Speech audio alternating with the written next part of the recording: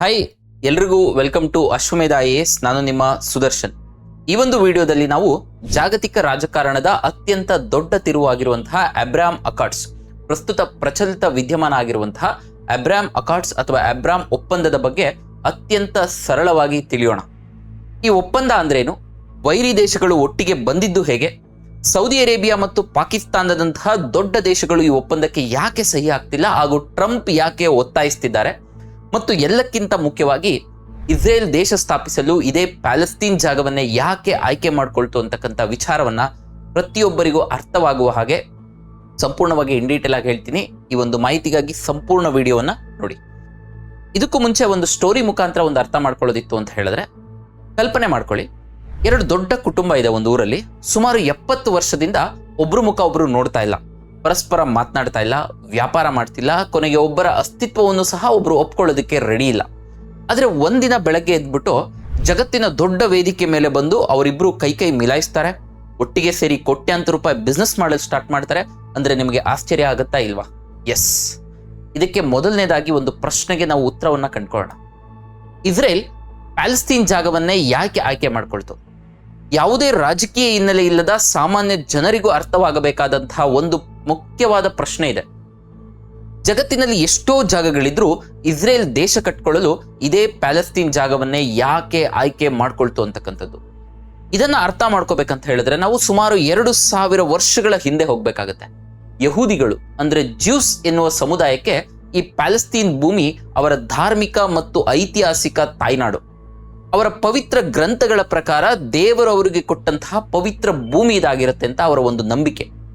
ಆದರೆ ಇತಿಹಾಸದ ವಿವಿಧ ಕಾಲಘಟ್ಟಗಳಲ್ಲಿ ರೋಮನ್ನರು ಮತ್ತು ಇತರ ರಾಜರು ಯಹೂದಿಗಳ ಮೇಲೆ ಆಕ್ರಮಣ ಮಾಡಿ ಅವರನ್ನು ಆ ಜಾಗದಿಂದ ಓಡಿಸ್ತಾರೆ. ಹೀಗೆ ಜಾಗವಿಲ್ಲದ ಯಹೂದಿಗಳು ಜಗತ್ತಿನಾದ್ಯಂತ ಎಸ್ಪೆಷಲಿ ಯುರೋಪಿಯನ್ ದೇಶಗಳಲ್ಲಿ ಚದುರಿ ಹೋಗ್ತಾರೆ. ಯುರೋಪ್ನಲ್ಲಿ ಯಹೂದಿಗಳಿಗೆ ತೀವ್ರವಾದ ಹಿಂಸೆ, ಅವಮಾನ ಎದುರಾಗುತ್ತೆ. ಕೊನೆಯದಾಗಿ 19ನೇ ಶತಮಾನದ ಎಂಡಿಂಗ್ ಅಲ್ಲಿ ಅವರು ಒಂದು ತೀರ್ಮಾನಕ್ಕೆ ಬರ್ತಾರೆ. ನಮಗೆ ಜಗತ್ತಲ್ಲಿ ಗೌರವ ಸಿಗಬೇಕು ಅಂತ ಹೇಳಿದ್ರೆ ನಮ್ಮದೇ ಆದಂತಹ ಒಂದು ದೇಶ ಇರಬೇಕು. ಆ ದೇಶ ಎಲ್ಲೋ ಹೊಸ ಜಾಗದಲ್ಲಿ ಇರಬಾರದು, ನಮ್ಮ ಪೂರ್ವಜರು ಬದುಕಿದ್ದ, ನಮ್ಮ ಧರ್ಮ ಹುಟ್ಟಿದ ಅದೇ ಪ್ಯಾಲೆಸ್ತೀನ್ ಜಾಗದಲ್ಲೇ ಇರಬೇಕು ಅಂತಕ್ಕಂಥದ್ದು. ಇದನ್ನೇ ನಾವು ಜಿಯೋನಿಸಮ್ ಅಂತ ಹೇಳಿ ಕರಿತೀವಿ. ಫಾರ್ವರ್ಡ್ ಆಗಿ ಇದೇ ಜಿಯೋನಿಸ್ಟ್ ಮೂಮೆಂಟ್ ಆಗಿ ಕನ್ವರ್ಟ್ ಆಗುತ್ತೆ. ಅದೇ ಸಮಯದಲ್ಲಿ ಪ್ಯಾಲೆಸ್ತೀನ್ನಲ್ಲಿ ಶತಮಾನಗಳಿಂದ ಅರಬ್ ಮುಸ್ಲಿಮರು ಬಂದು ನೆಲೆಸಿರ್ತಾರೆ. ಅಂದ್ರೆ ಯಹೂದಿಗಳಿಗೆ ಅದು ಇತಿಹಾಸದ ತಾಯ್ನಾಡಾಗಿದ್ರೆ ಅಲ್ಲಿನ ಮುಸಲ್ಮಾನರಿಗೆ ಅದು ತಲೆಮಾರುಗಳಿಂದ ಬದುಕುತ್ತಿದ್ದ ಸ್ವಂತ ಮನೆ ಆಗಿರುತ್ತೆ. ಇಲ್ಲಿ ವಿವಾದದ ಕಿಡಿ ಹತ್ಕೊಳ್ಳುತ್ತೆ. ಸೊ ನೆಕ್ಸ್ಟ್ ಬ್ರಿಟಿಷರ ಎಂಟ್ರಿ ಮತ್ತು ನಕ್ಬಾ ದುರಂತ. ನಮ್ಗೆಲ್ರಿಗೂ ಗೊತ್ತಿರುವ ಹಾಗೆ ಮೊದಲ ಜಾಗತಿಕ ಯುದ್ಧದ ನಂತರ ಈ ಪ್ಯಾಲೆಸ್ತೀನ್ ಜಾಗ ಬ್ರಿಟಿಷರ ಕೈವಶ ಆಗುತ್ತೆ. ಅಟೋಮನ್ ಟರ್ಕರು ಏನು ರೂಲ್ ಮಾಡ್ತಾ ಇರ್ತಾರೆ ಅವರನ್ನ ಸೋಲಿಸಿ ಅಲ್ಲಿನ ಕ್ಯಾಲಿಫನ್ನ ತುಂಬಾ ಮಿಸ್ಟ್ರೀಟ್ ಮಾಡ್ತಾರೆ ಅಂತ ಹೇಳಿ ಭಾರತದಲ್ಲೂ ಸಹ ಅದು ಖಿಲಾಫತ್ ಮೂಮೆಂಟ್ಗೆ ಕನ್ವರ್ಟ್ ಆಗುತ್ತೆ. 1917ರಲ್ಲಿ ಬ್ರಿಟಿಷರು ಬಲ್ಫೋರ್ ಡಿಕ್ಲರೇಷನ್ ಮೂಲಕ ಯಹೂದಿಗಳಿಗೆ ಪ್ಯಾಲೆಸ್ತೀನ್ನಲ್ಲಿ ಒಂದು ದೇಶ ಕಟ್ಕೊಡ್ತೀವಿ ಅಂತ ಒಪ್ಪಿಗೆ ನೀಡ್ತಾರೆ. ಆಲ್ರೆಡಿ ಯಹೂದಿಗಳು ಯುರೋಪಲ್ಲಿ ತುಂಬಾ ಪ್ರಬಲರಾಗಿರ್ತಾರೆ ಆರ್ಥಿಕವಾಗಿ, ಹಾಗೂ ಫಸ್ಟ್ ವರ್ಲ್ಡ್ ವಾರ್ಗೆ ಸಾಕಷ್ಟು ಫಂಡಿಂಗ್ ಕೂಡ ಯಹೂದಿಗಳು ಮಾಡಿರ್ತಾರೆ. ಎರಡನೇ ಜಾಗತಿಕ ಯುದ್ಧದಲ್ಲಿ ಹಿಟ್ಲರ್ ಲಕ್ಷಾಂತರ ಯಹೂದಿಗಳನ್ನ ಕೊಂದಾಗ ಬದುಕುಳಿದ ಕೆಲವು ಯಹೂದಿಗಳು ಸೈನ್ಯದಂತ ಪ್ಯಾಲೆಸ್ತೀನ್ಗೆ ವಲಸೆ ಬಂದು ಅಲ್ಲಿ ಬಿಸ್ನೆಸ್ ಅನ್ನ ಆರಂಭ ಮಾಡಿ ಆರ್ಥಿಕವಾಗಿ ತುಂಬಾ ಪ್ರಬಲರಾಗ್ತಾರೆ. ಕೊನೆಗೆ 1948ರಲ್ಲಿ ಬ್ರಿಟಿಷರು ಅಲ್ಲಿಂದ ಕಾಲ್ಕಿತ್ತ ತಕ್ಷಣ ಯಹೂದಿಗಳು ಇಸ್ರೇಲ್ ಎನ್ನುವ ಸ್ವತಂತ್ರ ದೇಶವನ್ನ ಘೋಷಣೆ ಮಾಡ್ತಾರೆ. ಇದನ್ನ ವಿರೋಧಿಸಿ ಸುತ್ತಮುತ್ತಲಿದ 5 ಅರಬ್ ದೇಶಗಳು ಇಸ್ರೇಲ್ ಮೇಲೆ ಯುದ್ಧ ಸಾರ್ತವೆ. ಆದ್ರೆ ಆ ಯುದ್ಧದಲ್ಲಿ ಇಸ್ರೇಲ್ ಗೆಲ್ಲುತ್ತೆ. ಇದರ ಪರಿಣಾಮ ಏನಾಯ್ತು ಅಂತ ಹೇಳಿದ್ರೆ ಅಲ್ಲಿನ ಸುಮಾರು 7 ಲಕ್ಷ ಪ್ಯಾಲೆಸ್ತೀನ್ ಮುಸಲ್ಮಾನರು ತಮ್ಮ ಆಸ್ತಿ ಮನೆಯನ್ನ ಕಳ್ಕೊಂಡು ನಿರಾಶ್ರಿತರಾಗಿ ಓಡಿ ಹೋಗ್ಬೇಕಾಗತ್ತೆ. ಈ ಘಟನೆಯನ್ನ ಅರಬ್ ಜಗತ್ತು ನಕ್ಬಾ ಅಂದ್ರೆ ಮಹಾ ದುರಂತ ಅಂತ ಕರೀತಾರೆ. ಇದಾದ ನಂತರ ಇಡೀ ಮುಸ್ಲಿಂ ಜಗತ್ತು ಒಂದು ಕಠಿಣವಾದ ನಿಯಮ ಮಾಡಿಕೊಳ್ಳುತ್ತೆ, ಸಂಪೂರ್ಣ ಬಹಿಷ್ಕಾರ. ಅಂದ್ರೆ ಪ್ಯಾಲೆಸ್ತೀನ್ ಜನರಿಗೆ ನ್ಯಾಯ ಸಿಗುವವರೆಗೂ ಜಗತ್ತಿನ ಯಾವುದೇ ಮುಸ್ಲಿಂ ದೇಶ ಇಸ್ರೇಲನ್ನ ಒಪ್ಕೋಬಾರದು ಅಂತ ಹೇಳಿ ಶಪಥ ಮಾಡ್ತವೆ. 1979ರಲ್ಲಿ ಈ ನಿಯಮ ಮೀರಿ ಈಜಿಪ್ಟ್ ಇಸ್ರೇಲನ್ನ ಗುರುತಿಸುತ್ತೆ ಹಾಗೂ ರೆಕಗ್ನೈಸ್ ಮಾಡುತ್ತೆ. ಯಾಕೆ ಕಾರಣ, 1967ರಲ್ಲಿ ಪ್ರಸಿದ್ಧ 6 ಡೇ ವಾರ್ ಸಮಯದಲ್ಲಿ ಇಸ್ರೇಲ್ ಮುನ್ನೆಚ್ಚರಿಕೆ ಮಿಲಿಟರಿ ದಾಳಿಯನ್ನ ನಡೆಸಿ ಅಪಾರ ಪ್ರಮಾಣವಾದ ಭೂಪ್ರದೇಶನ ವಶಪಡಿಸಿಕೊಳ್ಳುತ್ತೆ. ಅವರು ಈಜಿಪ್ಟ್ನಿಂದ ಸಿನೈ ಪೆನಿನ್ಸುಲಾ ಅಂತಕ್ಕಂಥ ಸಂಪೂರ್ಣ ಭೂಮಿಯನ್ನ ವಶಪಡಿಸಿಕೊಳ್ತಾರೆ. ಈ ಪ್ರದೇಶವು ಅತ್ಯಂತ ಪ್ರಮುಖವಾದ ಮತ್ತು ಸಂಪನ್ಮೂಲಗಳಿಂದ ಶ್ರೀಮಂತವಾದ ಭೂಭಾಗ ಆಗಿರುತ್ತೆ. ಈಜಿಪ್ಟ್ಗೆ ಸಿನೈಯನ್ನ ಕಳೆದುಕೊಂಡಿದ್ದು ಒಂದು ಅವಮಾನಕರವಾದ ಮಿಲಿಟರಿ ಮತ್ತು ಮಾನಸಿಕ ಸೋಲಾಗಿರುತ್ತೆ. ಈಜಿಪ್ಟ್ ತನ್ನ ಕಳೆದುಕೊಂಡ ಭೂಪ್ರದೇಶ ಮತ್ತು ತನ್ನ ರಾಷ್ಟ್ರೀಯ ಗೌರವವನ್ನ ಮರಳಿ ಪಡೆಯಲು ತೀವ್ರವಾಗಿ ಹಾತೊರಿತಾ ಇರುತ್ತೆ. ಅಕ್ಟೋಬರ್ 6, 1973ರಂದು ಯಹೂದಿಗಳ ಪವಿತ್ರ ದಿನವಾದ ಯೋಮ್ ಕಿಪ್ಪೋರ್ನ ಮಧ್ಯದಲ್ಲೇ ಸಿನೈಯನ್ನ ಮರಳಿ ಪಡೆಯಲು ಈಜಿಪ್ಟ್ ಇಸ್ರೇಲ್ ಮೇಲೆ ಬೃಹತ್ ದಿಢೀರ್ ದಾಳಿಯನ್ನ ಮಾಡುತ್ತೆ. ಈಜಿಪ್ಟ್ ಮಿಲಿಟರಿ ಕಾರ್ಯಾಚರಣೆಯ ಮೂಲಕ ಈ ಭೂಪ್ರದೇಶವನ್ನು ಮರಳಿ ಗೆಲ್ದಿದ್ರು ಇಸ್ರೇಲ್ನ ಮಾನಸಿಕ ತಡೆಗೋಡೆ ಮುರಿಯುವಷ್ಟರ ಮಟ್ಟಿಗೆ ಹಾನಿಯನ್ನ ಉಂಟು ಮಾಡುತ್ತೆ. ಇಸ್ರೇಲ್ನ ಸೈನ್ಯವು ಅಜೇಯವಲ್ಲ ಎಂಬುದನ್ನ ಅವರು ಸಾಬೀತುಪಡಿಸ್ತಾರೆ. ಇದು ಅಂತಿಮವಾಗಿ ಎರಡು ದೇಶಗಳನ್ನು ಮಾತುಕತೆಯ ಮೇಜಿಗೆ ಬರುವಂತೆ ಒತ್ತಾಯ ಮಾಡುತ್ತೆ. ಇದು ನಮ್ಮನ್ನು 1978ಕ್ಕೆ ಕರೆದೊಯ್ದ್ರೆ ಅಮೆರಿಕದ ಅಧ್ಯಕ್ಷ ಜಿಮ್ಮಿ ಕಾರ್ಟರ್ ಅವರು ಈಜಿಪ್ಟ್ ಅಧ್ಯಕ್ಷ ಅನ್ವರ್ ಸಾದತ್ ಮತ್ತು ಇಸ್ರೇಲ್ನ ಪ್ರಧಾನಿ ಮೆನಕೆಮ್ ಬಿಗಿನ್ ಅವರನ್ನ ಅಮೆರಿಕದ ಕ್ಯಾಂಪ್ ಡೇವಿಡ್ ಅಕಾರ್ಡ್ಸ್ ಎಂಬ ಅಧ್ಯಕ್ಷೀಯ ರೆಟ್ರೀಟ್ಗೆ ಕರೆತರ್ತಾರೆ. ಹಲವು ದಿನಗಳ ಕಾಲ ನಡೆದ ಬಿಗುವಿನ ಮಾತುಕತೆಗಳ ನಂತರ ಅವರು ಒಂದು ಐತಿಹಾಸಿಕ ಒಪ್ಪಂದಕ್ಕೆ ಬರ್ತಾರೆ. ಇಸ್ರೇಲ್ ಸಿನೈ ಪರ್ಯಾಯ ದ್ವೀಪದಿಂದ ತನ್ನ ಸೈನ್ಯವನ್ನ ಸಂಪೂರ್ಣವಾಗಿ ಹಿಂತೆಗೆದುಕೊಳ್ಬೇಕು ಮತ್ತು ಆ ಭೂಮಿಯನ್ನು ಈಜಿಪ್ಟ್ಗೆ ಮರಳಿಸಿಕೊಳ್ಳಲು ಒಪ್ಕೊಳ್ತಾರೆ. ಇದಕ್ಕೆ ಪ್ರತಿಯಾಗಿ ಈಜಿಪ್ಟ್ ಶಾಂತಿಯಿಂದ ಇರುವುದಾಗಿ ಭರವಸೆ ನೀಡುತ್ತೆ ಮತ್ತು ಇಸ್ರೇಲ್ ದೇಶದ ಅಸ್ತಿತ್ವದ ಹಕ್ಕನ್ನ ಅಧಿಕೃತವಾಗಿ ಅಂಗೀಕರಿಸಿದ ಮೊಟ್ಟ ಮೊದಲ ಅರಬ್ ದೇಶ ಆಗುತ್ತೆ. ಈಜಿಪ್ಟ್ ದೇಶ ಇಸ್ರೇಲ್ ಜೊತೆ ಶಾಂತಿ ಒಪ್ಪಂದ ಮಾಡ್ಕೊಂಡಿದ್ದು ಅಲ್ಲಿನ ಯಾವ ಮುಸಲ್ಮಾನರಿಗೂ ಇಷ್ಟ ಆಗಿರಲ್ಲ. ಯಾವ ಮಟ್ಟಿಗಾಗಿರತ್ತೆ ಅಂತ ಹೇಳಿದ್ರೆ ಅಲ್ಲಿನ ಅಧ್ಯಕ್ಷರನ್ನು ಸಹ ಅವರ ಸೈನಿಕರೇ ಗುಂಡಿಟ್ಟು ಕೊಲ್ತಾರೆ. ಅಷ್ಟರ ಮಟ್ಟಿಗೆ ಈ ವಿಷಯ ಭಾವನಾತ್ಮಕವಾಗಿರುತ್ತೆ. ಆ ಸಂದರ್ಭದಲ್ಲಿ ಬಿಗ್ ಟ್ವಿಸ್ಟ್ ಬರೋದು 2020ರಲ್ಲಿ ಆಗಿನ ಅಮೆರಿಕದ ಪ್ರೆಸಿಡೆಂಟ್ ಆಗಿದ್ದಂತಹ ಡೊನಾಲ್ಡ್ ಟ್ರಂಪ್ ಅವರು ಅಬ್ರಾಮ್ ಅಕಾರ್ಡ್ಸ್ ಅನ್ನ ಅನೌನ್ಸ್ ಮಾಡಿದಾಗ, ಹೀಗೆ ದಶಕಗಳ ಕಾಲ ಯಾರೂ ಮುಟ್ಟದ ಆ ಕಠಿಣ ನಿಯಮಕ್ಕೆ 2020ರಲ್ಲಿ ಒಂದು ದೊಡ್ಡ ಟ್ವಿಸ್ಟ್ ಸಿಗುತ್ತೆ. ಅಮೆರಿಕ ದೇಶದ ಮಧ್ಯಸ್ಥಿಕೆಯಲ್ಲಿ UAE ಮತ್ತು ಬೆಹ್ರನ್ ದೇಶಗಳು ಇಸ್ರೇಲ್ ಜೊತೆ ಈ ಅಬ್ರಾಮ್ ಒಪ್ಪಂದಕ್ಕೆ ಸಹಿ ಆಗ್ತವೆ. ಆಮೇಲೆ ಮೊರೊಕ್ಕೊ ಮತ್ತು ಸುಡಾನ್ ದೇಶಗಳು ಸಹ ಇದರ ಜೊತೆ ಸೇರ್ಕೊಳುತ್ತೆ.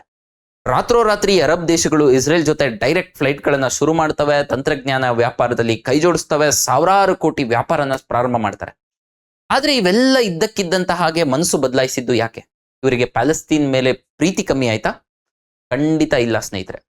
ಜಾಗತಿಕ ರಾಜಕಾರಣದಲ್ಲಿ ಯಾರೂ ಸುಮ್ಮನೆ ಕೈ ಕುಲ್ಕೋದು ಇಲ್ಲ. ಪ್ರತಿಯೊಂದು ಸಹಿಯ ಹಿಂದೆಯೂ ಒಂದು ರಹಸ್ಯ ಬೆಲೆ ಇರುತ್ತೆ. ಮತ್ತೆ ಈ ಬೆಲೆಯನ್ನ ತೆತ್ತಿದ್ದು USA, ಅಮೆರಿಕ. ಯಾಕಂತ ಹೇಳಿದ್ರೆ ಅಮೆರಿಕಾಗೆ ಅರಬ್ ಕಂಟ್ರೀಸ್ನ ಕಂಟ್ರೋಲ್ ಮಾಡಬೇಕು ಅಂತಕ್ಕಂಥ ಒಂದು ಸಾಕಷ್ಟು ಹಂಬಲ ಈಗಲೂ ಇದೆ, ಮುಂದೆನೂ ಇರುತ್ತೆ, ಹಿಂದೆನೂ ಇರುತ್ತೆ. ಯಾಕೆ ಅಂತ ಮುಂದೆ ನಾವು ಅಪ್ಕಮಿಂಗ್ ವಿಡಿಯೋಸ್ ಅಲ್ಲಿ ತಿಳ್ಕೊಳ್ಳೋಣ. UAE ಏನ್ ಎಕ್ಸ್ಪೆಕ್ಟೇಷನ್ ಇಟ್ಟು ಸೈನ್ ಮಾಡುತ್ತಂತ ಹೇಳಿದ್ರೆ ಇಸ್ರೇಲ್ನ ಅತ್ಯಾಧುನಿಕ ತಂತ್ರಜ್ಞಾನ ಮತ್ತು ಅಮೆರಿಕದ ಅತ್ಯಾಧುನಿಕ ಫೈಟರ್ ಜೆಟ್ಗಳನ್ನ ಕರೆಸಿಕೊಳ್ಳೋದಕ್ಕೆ ಈ ಒಪ್ಪಂದ ಮಾಡಿಕೊಳ್ಳುತ್ತೆ. ಜೊತೆಗೆ ತನ್ನ ಶತ್ರು ದೇಶವಾದ ಇರಾನ್ನಿಂದ ರಕ್ಷಣೆ ಪಡೆಯಲು ಇಸ್ರೇಲ್ ಸ್ನೇಹ ಬೇಕಾಗಿರುತ್ತೆ UAEಗೆ. ಮೊರಾಕೊ ದೇಶ ತಾನು 50 ವರ್ಷಗಳಿಂದ ಹೋರಾಡುತ್ತಿದ್ದ ವೆಸ್ಟರ್ನ್ ಸಹಾರಾ ಎನ್ನುವ ವಿವಾದಿತ ಭೂಮಿಯ ಮೇಲೆ ತನ್ನ ಹಕ್ಕನ್ನ ಅಮೆರಿಕ ದೇಶ ಒಪ್ಕೋಬೇಕು ಎನ್ನುವ ಷರತ್ತಿನ ಮೇಲೆ ಸಹಿ ಹಾಕುತ್ತೆ. ಸುಡಾನ್ ಅಮೆರಿಕ ತನ್ನನ್ನು ಭಯೋತ್ಪಾದನೆ ಬೆಂಬಲಿಸುವ ದೇಶಗಳ ಪಟ್ಟಿಯಿಂದ ಹೊರಗೆ ತೆಗಿಬೇಕು, ತನ್ನ ಆರ್ಥಿಕತೆ ಬದುಕಬೇಕು ಅಂತ ಈ ಒಪ್ಪಂದಕ್ಕೆ ಒಪ್ಕೊಳ್ಳುತ್ತೆ. ಅಂದರೆ ಇದು ಬಿಸ್ನೆಸ್, ತಂತ್ರಜ್ಞಾನ ಮತ್ತು ಆಯಾ ದೇಶಗಳ ಸ್ವಾರ್ಥಕ್ಕಾಗಿ ನಡೆದ ಒಪ್ಪಂದ. ಆದರೆ ಪ್ರಸ್ತುತವಾಗಿ ಡೊನಾಲ್ಡ್ ಟ್ರಂಪ್ ಸೌದಿ ಅರೇಬಿಯಾ ಮತ್ತು ಪಾಕಿಸ್ತಾನಕ್ಕೆ ಅಬ್ರಾಮ್ ಅಕಾರ್ಡ್ಸ್ಗೆ ಸೈನ್ ಹಾಕ್ಬೇಕಂತಿದ್ದಾರೆ. ಎರಡೂ ದೇಶಗಳು ಸಹ ನೋ ಅಂತಿದ್ದಾರೆ. ಎಲ್ಲ ಹಣ ಪವರ್ ಸಿಗ್ತಿದ್ರು ಮುಸ್ಲಿಂ ಜಗತ್ತಿನ ದೊಡ್ಡ ದೇಶಗಳಾದ ಸೌದಿ ಅರೇಬಿಯಾ ಮತ್ತು ಪಾಕಿಸ್ತಾನ ಈ ಒಪ್ಪಂದಕ್ಕೆ ಯಾಕೆ ನೋ ಅಂತಿವೆ, ಹಾಗೂ ಅಮೆರಿಕ ಯಾಕೆ ಕನ್ವಿನ್ಸ್ ಆಗೋದಕ್ಕೆ ಟ್ರೈ ಮಾಡ್ತಿದೆ ಅಂತ ನೋಡೋಣ. ಮೊದಲನೇದಾಗಿ ಸೌದಿ ಅರೇಬಿಯಾ ಮುಸ್ಲಿಂ ಧರ್ಮದ ಅತ್ಯಂತ ಪವಿತ್ರ ಸ್ಥಳಗಳಾದ ಮೆಕ್ಕಾ ಮತ್ತು ಮದೀನಗಳ ಕಾವಲುಗಾರ. ಪ್ಯಾಲೆಸ್ತೀನ್ ಜನರಿಗೆ ಒಂದು ಸ್ವತಂತ್ರ ದೇಶ ಕೊಡಿಸದೆ ಸೌದಿ ಅರೇಬಿಯಾ ಏನಾದರೂ ಇಸ್ರೇಲ್ ಜೊತೆ ಕೈ ಕುಲುಕಿದ್ರೆ ಇಡೀ ಮುಸ್ಲಿಂ ಜಗತ್ತಿನ ಕಣ್ಣಿನಲ್ಲಿ ಸೌದಿ ರಾಜಿ ಮನೆತನ ದ್ರೋಹಿಯಂತೆ ಕಾಣುತ್ತೆ. ಇದು ಅವರ ಅಧಿಕಾರಕ್ಕೆ ಬರುವ ಧಕ್ಕೆ ಕೂಡ ಆಗಿರುತ್ತೆ. ಇನ್ನು ಪಾಕಿಸ್ತಾನಕ್ಕೆ ಬಂದ್ವಿ ಅಂತ ಹೇಳಿದ್ರೆ ಅಲ್ಲಿ ಇಸ್ರೇಲ್ ವಿರೋಧ ಅನ್ನೋದು ಜನರ ರಕ್ತದಲ್ಲೇ ಉದ್ರಿಕ್ತ ಭಾವನೆ ಆಗಿದೆ. ಪಾಕಿಸ್ತಾನದ ನಾಯಕರು ಏನಾದರೂ ಇಸ್ರೇಲ್ ಜೊತೆ ಶಾಂತಿ ಒಪ್ಪಂದಕ್ಕೆ ಹೋದ್ರೆ ಅಲ್ಲಿನ ಜನ ಬೀದಿಗೆ ಬಂದು ದಂಗೆ ಎದ್ದು ಸರ್ಕಾರವನ್ನೇ ಉರುಳಿಸುವಂತಹ ಪರಿಣಾಮಗಳು ಬರ್ತವೆ. ಆ ರಿಸ್ಕ್ ತೆಗೆದುಕೊಳ್ಳಲು ಅಲ್ಲಿನ ಮಿಲಿಟರಿ ಮುಖ್ಯಸ್ಥರಿಗೂ ಸಹ ಧೈರ್ಯ ಇಲ್ಲ. ಆದ್ರೆ ಇಲ್ಲೊಂದು ರೋಚಕವಾದ ಕಾಶ್ಮೀರಿ ಟ್ವಿಸ್ಟ್ ಕೂಡ ಇದೆ. ಒಂದು ವೇಳೆ ಪಾಕಿಸ್ತಾನದ ಮಿಲಿಟರಿ ನಾಯಕರು ಜನರ ವಿರೋಧವನ್ನು ಲೆಕ್ಕಿಸದೆ ಅಮೆರಿಕ ಮಾತು ಕೇಳಿ ಸಹಿ ಹಾಕಲು ಏನಾದರೂ ಮುಂದಾದ್ರು ಅಂತ ಹೇಳಿದ್ರೆ ಅವರು ಅಮೆರಿಕದ ಮುಂದೆ ಇಡುವ ರಹಸ್ಯ ಬೆಲೆ ಏನು ಗೊತ್ತಾ? ಮೊದಲನೇದಾಗಿ ನಮಗೆ F-16 ಯುದ್ಧ ವಿಮಾನಗಳ ಅಪ್ಗ್ರೇಡ್ ಬೇಕು. ನಮ್ಮ ಮೇಲಿರುವ ಭಾರೀ ಸಾಲ ಮನ್ನಾ ಆಗಬೇಕು. ಅತ್ಯಂತ ಮುಖ್ಯವಾದದ್ದು ಕಾಶ್ಮೀರ್ ವಿಚಾರದಲ್ಲಿ ಭಾರತದ ಮೇಲೆ ಅಮೆರಿಕ ಒತ್ತಡ ಇರಬೇಕು ಅಂತಕ್ಕಂಥ. ಅಮೆರಿಕ ಮೊದಲೆರಡು ಬೇಡಿಕೆಗಳನ್ನೇನೋ ಈಡೇರಿಸಬಹುದು, ಆದ್ರೆ ಕಾಶ್ಮೀರದ ವಿಚಾರದಲ್ಲಿ ಅಮೆರಿಕ ಏನಾದ್ರೂ ಮೂಗು ತೂರಿಸಿದ್ರೆ ಭಾರತ ಸುಮ್ಮನಿರುತ್ತಾ? ಖಂಡಿತ ಇಲ್ಲ. ಇದು ಏಷ್ಯಾ ಖಂಡದಲ್ಲಿ ಅಮೆರಿಕಕ್ಕೆ ಭಾರತ ಅತ್ಯಂತ ದೊಡ್ಡ ಮತ್ತು ಪ್ರಬಲ ಸ್ಟ್ರಾಟಜಿಕ್ ಪಾರ್ಟ್ನರ್. ಪಾಕಿಸ್ತಾನವನ್ನ ಮೆಚ್ಚಲು ಹೋಗಿ ಭಾರತಂತಹ ಬಲಿಷ್ಠ ಮಿತ್ರ ರಾಷ್ಟ್ರವನ್ನ ಎದುರು ಹಾಕಿಕೊಳ್ಳಕ್ಕೆ ಡೊನಾಲ್ಡ್ ಟ್ರಂಪ್ ಫೂಲ್ ಕೂಡ ಅಲ್ಲ. ಅಮೆರಿಕ ಎಂದಿಗೂ ಸಿದ್ಧವಿಲ್ಲ. ಹೀಗಾಗಿ ಪಾಕಿಸ್ತಾನದ ಈ ಲೆಕ್ಕಾಚಾರ ಎಂದಿಗೂ ವರ್ಕೌಟ್ ಕೂಡ ಆಗಲ್ಲ. ಆದ್ರೆ ಈ ಅಬ್ರಾಮ್ ಅಕಾರ್ಡ್ಸ್ಗೂ ಭಾರತಕ್ಕೂ ಏನ್ ಕನೆಕ್ಷನ್, ನಮ್ಗೇನ್ ಲಾಭ ಅಂತ ನೋಡೋದಿತ್ತು ಅಂತ ಹೇಳಿದ್ರೆ, UPSC ಅಥವಾ ಕಾಂಪಿಟೇಟಿವ್ ಎಕ್ಸಾಮ್ಸ್ ಬರೆಯೋರು ಇದನ್ನ ಹೇಗೆ ನೋಡಬೇಕು? 2020ಕ್ಕಿಂತ ಮುಂಚೆ ಭಾರತಕ್ಕೆ ಒಂದು ದೊಡ್ಡ ತಲೆನೋವಿತ್ತು. ನಮಗೆ ಬೇಕಾದ ಕಚ್ಚಾ ತೈಲವನ್ನ ನಾವೇನಾದ್ರೂ ಅರಬ್ ದೇಶಗಳಿಂದ ಖರೀದಿಸ್ತಿದ್ರೆ, ನಮಗೆ ಬೇಕಾದ ಅತ್ಯಾಧುನಿಕ ಯುದ್ಧ ಶಸ್ತ್ರಾಸ್ತ್ರಗಳನ್ನ ನಾವು ಇಸ್ರೇಲ್ನಿಂದ ಪರ್ಚೇಸ್ ಮಾಡ್ತಿದ್ವಿ. ಇವರಿಬ್ಬರಿಗೂ ಆಗ್ತಿರ್ಲಿಲ್ಲ. ಹಾಗಾಗಿ ಭಾರತ ಇಬ್ಬರ ಜೊತೆ ಬ್ಯಾಲೆನ್ಸ್ ಮಾಡ್ಕೊಂಡು ಸ್ನೇಹ ಮಾಡಬೇಕಿತ್ತು. ಆದ್ರೆ ಈ ಅಬ್ರಾಮ್ ಒಪ್ಪಂದದಿಂದಾಗಿ ಇಸ್ರೇಲ್ ಮತ್ತು UAEಗೆ ಸ್ನೇಹಿತರಾಗಿದ್ದಾರೆ. ಇದರ ದೊಡ್ಡ ಲಾಭ ಪಡೆದ Bharat I2U2 India, Israel, UAE ಮತ್ತು ಅಮೆರಿಕ ಎನ್ನುವಂತಹ ಹೊಸ ಶಕ್ತಿಶಾಲಿ ಒಕ್ಕೂಟವನ್ನ ರಚಿಸಿಕೊಂಡಿದೆ. ಈಗ ಈ 4 ದೇಶಗಳು ಒಟ್ಟಾಗಿ ಕೋಟ್ಯಾಂತರ ರೂಪಾಯಿ ಬಂಡವಾಳವನ್ನು ಆಹಾರ ಭದ್ರತೆ ಮತ್ತು ತಂತ್ರಜ್ಞಾನದ ಮೇಲೆ ಹೂಡಿಕೆ ಮಾಡ್ತಿವೆ. ಅಷ್ಟೇ ಅಲ್ಲ, ಭಾರತದಿಂದ ಅರಬ್ ದೇಶಗಳ ಮೂಲಕ ಯುರೋಪ್ ತಲುಪುವ ಬೃಹತ್ ರೈಲ್ವೆ ಮತ್ತು ಹಡಗು ವ್ಯಾಪಾರ ಮಾರ್ಗಕ್ಕೆ, India Middle East Europe economic ಕಾರಿಡಾರ್ಗೆ ಇದು ಬಹುದೊಡ್ಡ ಬುನಾದಿಯಾಗಿದೆ. ಕೊನೆಯದಾಗಿ ಒಂದು ಕಹಿ ಸತ್ಯ ತಿಳ್ಕೋಬೇಕು ನಾವು. ಅಬ್ರಾಮ್ ಒಪ್ಪಂದವು ಮಧ್ಯಪ್ರಾಚ್ಯವನ್ನು ಹಳೆಯ ಧಾರ್ಮಿಕ ಬಹಿಷ್ಕಾರಗಳಿಂದ ಹೊರತಂದು ಹೊಸ ಕಾಲದ ಹಣ, ತಂತ್ರಜ್ಞಾನ ಮತ್ತು ಬಿಸ್ನೆಸ್ ಕಡೆಗೆ ಕರೆದುಕೊಂಡು ಹೋಗಿದೆ. ಆದರೆ ಇಲ್ಲೊಂದು ಕಹಿ ಸತ್ಯ ಇದೆ. ದೇಶಗಳ ಸರ್ಕಾರಗಳು ಪೇಪರ್ ಮೇಲೆ ಸಹಿ ಹಾಕಿ ಸ್ನೇಹ ಮಾಡ್ಕೊಂಡಿರ್ಬೋದು, ಆದರೆ ಅಲ್ಲಿನ ಸಾಮಾನ್ಯ ಜನರಲ್ಲಿ ಇಸ್ರೇಲ್ ಮೇಲಿನ ಕೋಪ ಇನ್ನೂ ಕಡಿಮೆ ಆಗಿಲ್ಲ. ಅದರಲ್ಲೂ ಈಗ ನಡೆಯುತ್ತಿರುವ ಗಾಜಾ ಯುದ್ಧದ ನಂತರ ಪರಿಸ್ಥಿತಿ ಇನ್ನೂ ಸೂಕ್ಷ್ಮವಾಗಿದೆ. ನಾಯಕರು ಬಿಸ್ನೆಸ್ ಮಾಡ್ತಿದ್ರೆ, ಆದರೆ ಜನರ ಮನಸ್ಸುಗಳಲ್ಲಿ ಇನ್ನೂ ನಿಜವಾದ ಶಾಂತಿ ಬಂದಿಲ್ಲ. ಸ್ನೇಹಿತರೆ, ಇವತ್ತಿನ ವಿಡಿಯೋದಿಂದ ನಿಮಗೆ ಅಬ್ರಾಮ್ ಒಪ್ಪಂದದ ಇತಿಹಾಸ ಬಗ್ಗೆ ಸಂಪೂರ್ಣ ಮಾಹಿತಿ ಸಿಕ್ಕಿದೆ ಅಂತ ನಂಬ್ತೀನಿ. ಈ ವಿಡಿಯೋ ಇಷ್ಟ ಆದಲ್ಲಿ ಲೈಕ್ ಮತ್ತು ನಿಮ್ಮ ಫ್ರೆಂಡ್ಸ್ ಜೊತೆ ಶೇರ್ ಮಾಡಿ, ಹಾಗೂ ನಮ್ಮ ಅಶ್ವಮೇಧ IAS ಚಾನಲ್ಗೆ ಸಬ್ಸ್ಕ್ರೈಬ್ ಆಗೋದನ್ನ ಮರಿಬೇಡಿ. ಕಮೆಂಟ್ ಮಾಡಿ ತಿಳಿಸಿ, ನಿಮ್ಮ ಪ್ರಕಾರ ಪಾಲೆಸ್ತೇನ್ ಸಮಸ್ಯೆ ಬಗೆಹರಿಸಲು ಸಾಧ್ಯವಿದೆಯಾ ಇಲ್ವಾ? ಅದ್ರ ಜೊತೆಗೆ ಇಸ್ರೇಲ್, ಇರಾನ್ ಹಾಗೂ ಈಜಿಪ್ಟ್ನ ಬಾರ್ಡರಿಂಗ್ ಕಂಟ್ರೀಸ್, ಸಿನೈ ಪೆನಿನ್ಸುಲಾ ಯಾವ ದೇಶಗಳ ನಡುವೆ ಕಾನ್ಫ್ಲಿಕ್ಟ್ ಅಂತ ಹೇಳಿ ನಿಮ್ಮ ಕಾಂಪಿಟೇಟಿವ್ ಎಕ್ಸಾಮ್ಸ್ಗೆ ಪ್ರಾಪರ್ ಆಗಿ ಪ್ರಿಪೇರ್ ಆಗಿ. ಧನ್ಯವಾದಗಳು. ಮುಂದಿನ ವಿಡಿಯೋದಲ್ಲಿ ಸಿಗೋಣ. Thank you.